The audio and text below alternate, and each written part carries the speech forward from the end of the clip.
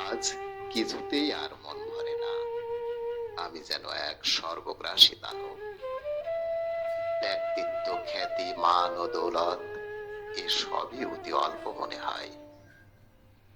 একটি 50 পয়সার পাউরুটি মোড়ানো আইসক্রিম, অথবা 1 টাকার 10টি লজেন্স, অথবা 10টি মার্বেলে আনন্দে তুলেছিলাম তৃপ্তির ঠেকুর।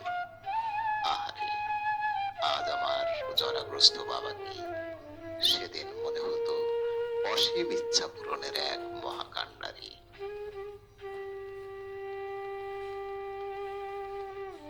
বাবার হাত ধরে একটা ছোট্ট ভ্রমণে মনের গহীনে রচিত হতো এক একটা মহাকাব্য। আর বাড়ি ফেরার লগ্নে পাড়ার ছেলেদের কাছে বাবার কিনে দেওয়া খেলনা প্রদর্শনের দৃশ্য কল্পনায় চিত্ত ভরে থাকতো এক আনন্দময় গাম্ভীর্যে। মনে পড়ে সেই সুধার পুকুর পাড়ের মেলা, সেই খই মুড়ি মুড়কি আর মিঠাইয়ের কথা।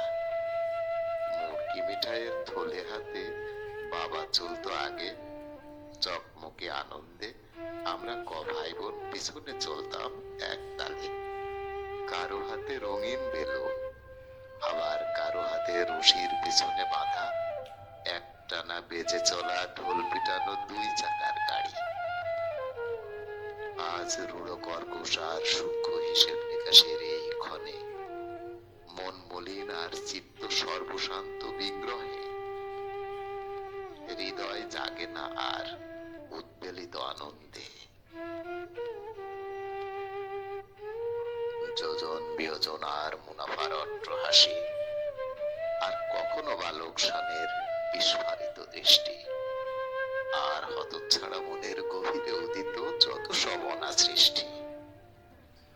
মানুষ পটে এঁকে দেয় এক গভীর ক্ষত চিহ্ন।